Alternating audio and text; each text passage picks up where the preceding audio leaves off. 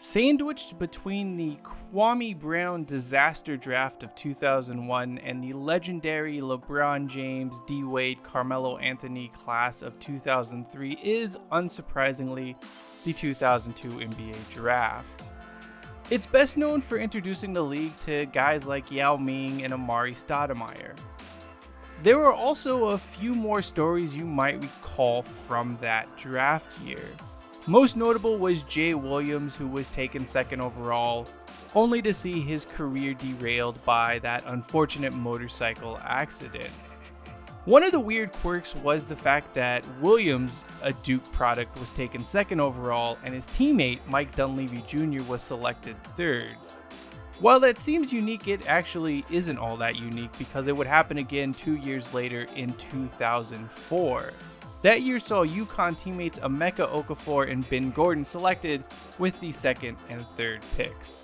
It's safe to say neither pair were particularly worthy of ever being drafted that high, but that's another story.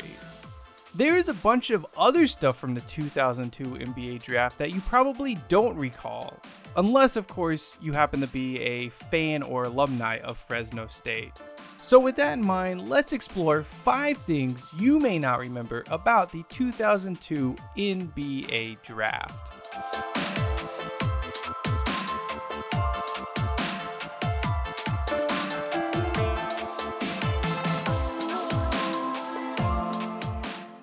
Only one player who declared for the 2002 NBA draft managed to play in a regular season game last year.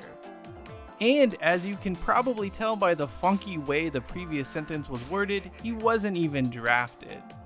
Udonis Haslem is the last player remaining from 2002 to still be on an active roster, although that activity is extremely limited to say the least. Duke had 3 players selected in the 2002 NBA draft, what you probably expect. On the other hand, Fresno State having a trio of teammates selected that year is probably going to be surprising to most people. Melvin Ely and his all-arms jump shot were taken with the 12th pick in 2002, and I'd like to take a second to appreciate the brilliance of this jump shot. I mean, this thing is mesmerizing to me. Moving on, Chris Jeffries was another Fresno State player selected in the first round that year. The final Bulldog picked in the 2002 draft was Tito Maddox, although he didn't actually suit up for Fresno State that year. He was found to have accepted some illegal benefits from agents, and there was just a whole bunch of hubbubaloo surrounding his eligibility, which prevented him from playing for the team in 2001-2002.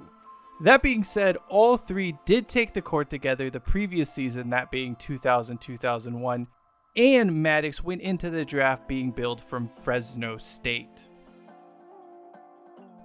Pointless NBA trivia warning. Robert Archibald is the only player from Scotland to have ever played in the NBA. And of course, being on the list about the 2002 NBA draft, it can only mean he was selected this year.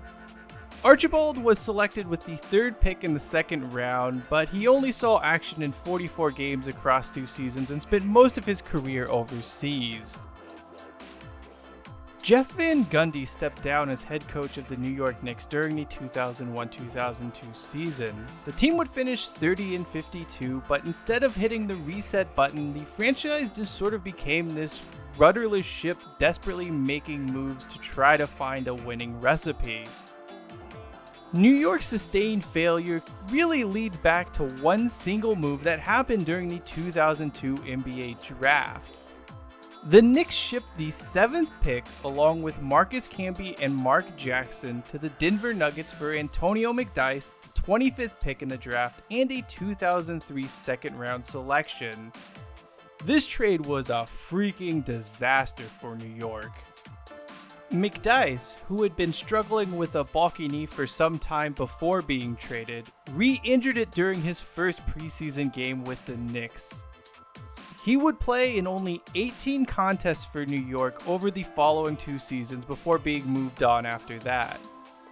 Meanwhile, at what was then known as the Pepsi Center, Denver drafted Nene And then, of course, Carmelo Anthony shows up 1 year later. As you can see on the 2002 NBA draft board, there were only 28 teams with first round picks despite the league having 29 teams in 2002. This is due to the fact Minnesota was stripped of its selection after the Joe Smith salary cap scandal. In total, David Stern took 4 first-round picks away from the Timberwolves, who just wanted to sign a backup power forward for $80 million. Anyway, every team that would have originally drafted behind the Timberwolves moved up 1 spot. The team did get a second-round selection in 2002 and grabbed Marcus Taylor, a player who would never play in a regular season game for them. That does it for this trip down memory lane. For more great content, be sure to check out our other videos and visit thetouchback.com. And as always, hashtag take it out to the 25.